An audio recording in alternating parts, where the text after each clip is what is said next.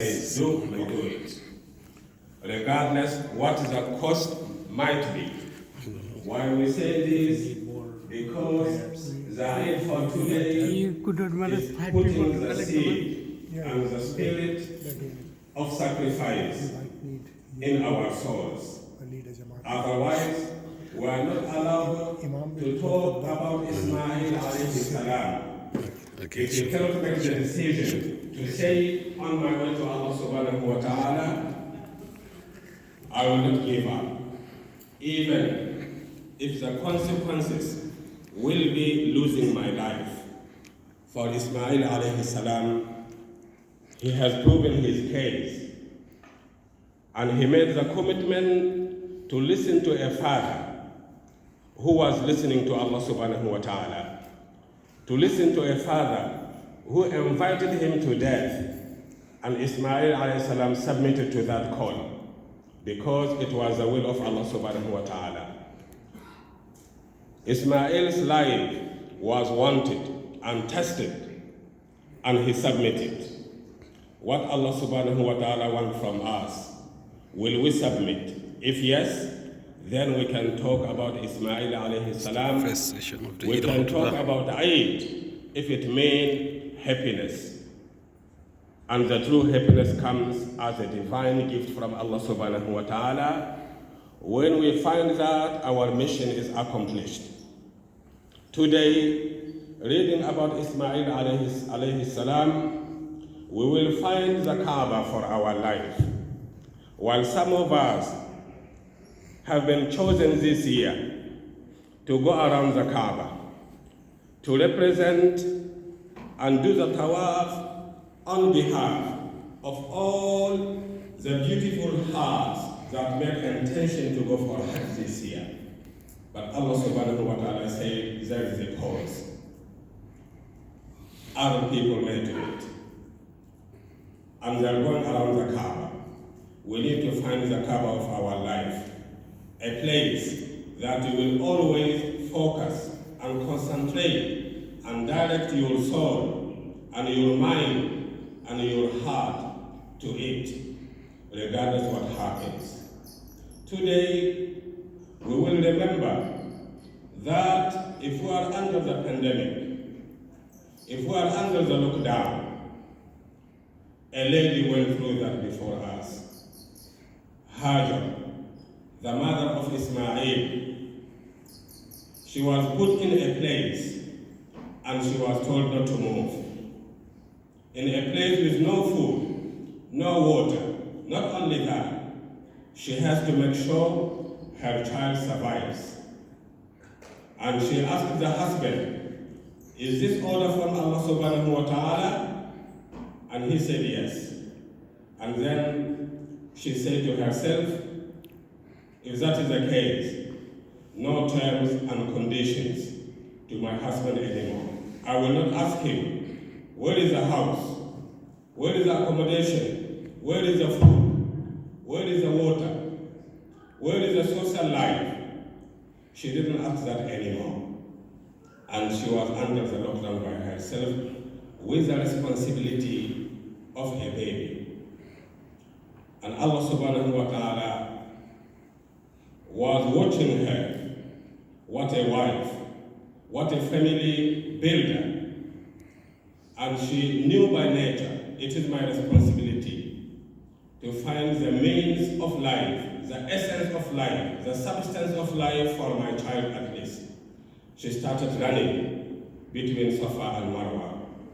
You are running every day as a father, as a mother, to guarantee food for your children. If you are going through hardship, remember Hajar, who went through worse.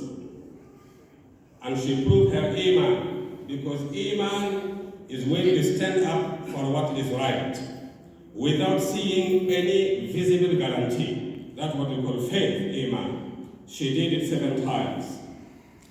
And the baby was crying, and she was crying, not finding anyone or anything. And then the heaven moved. Allah subhanahu wa ta'ala came. And he's always there anyway.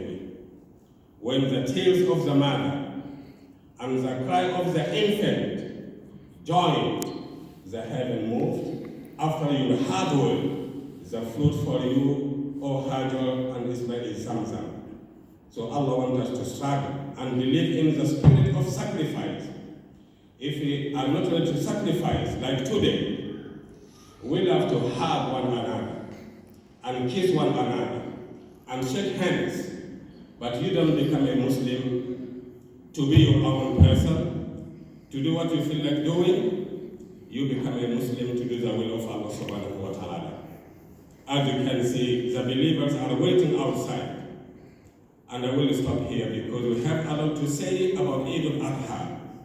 But I will close with, find the Kaaba of your life. And remember, as Arafat was yesterday, the best day of the year, the best place of the year, a place with value only for one day. And with the sunset of the Arafat day, Arafat becomes again a barren, useless place with no value. You can do nothing on Arafat, and if you do, there is no reward because Arafat has one chance to survive and believers to be there at that time. So we must respect times Allah located for us.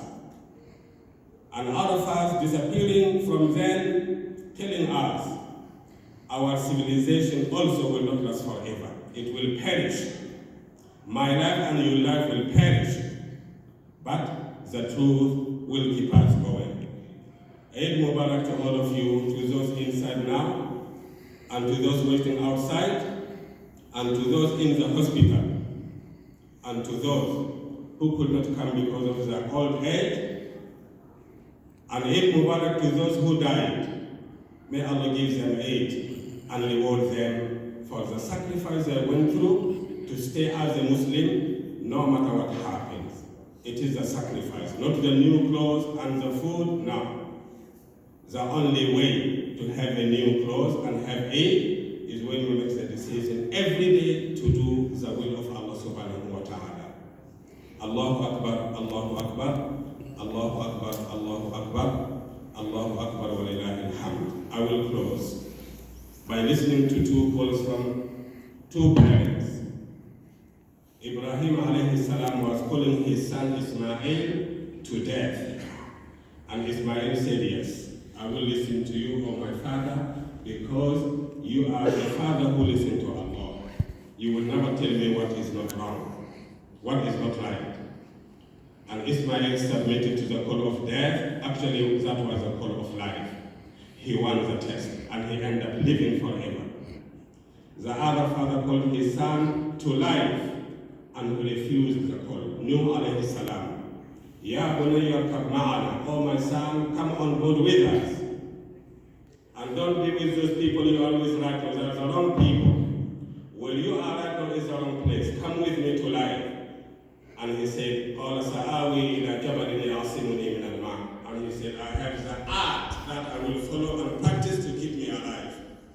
I have a way to enjoy my life and be safe. I will go there to that mountain. The father told him, no use. Security comes only when Allah decides to give you one. So he was called to life and he refused, and he chose his own way of life and he ended up dying. Which one are we? As a son, as a daughter? Do you treat your father like Ismail or like Noah's son Canaan? You give the answer to yourself. Allahu Akbar, Allahu Akbar, Wallahi alhamd. Kullu aam wa antum bi khair.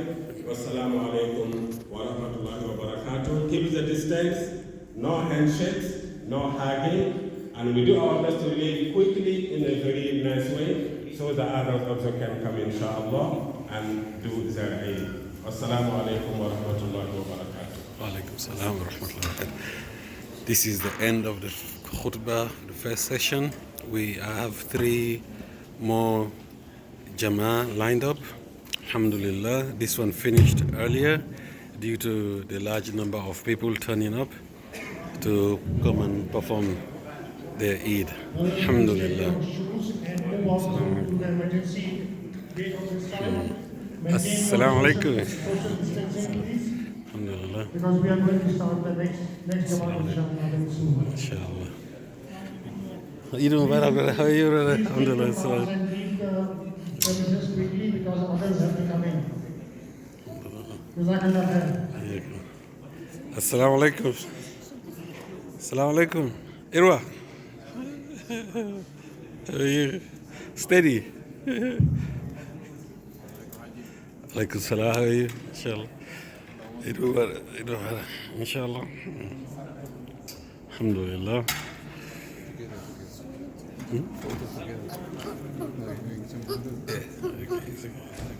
Assalamu alaikum. No, we're doing the next one. Inshallah.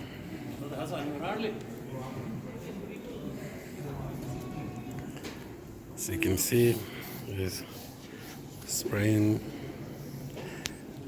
These are unusual times.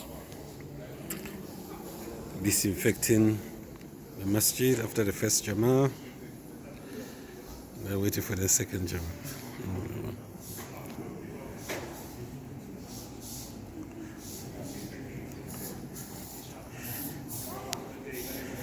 Assalamu alaikum, Imam.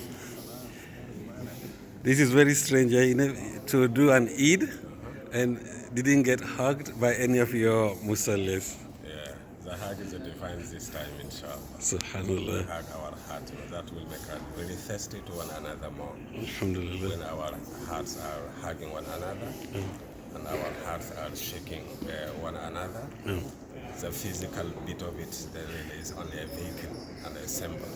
But the reality when our hearts are united. Inshallah.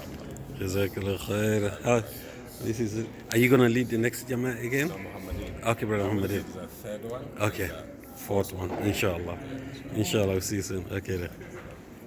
Take a photo. A photo, yeah? Imam. Yeah. Distance. Okay. Distance, Yeah. distance.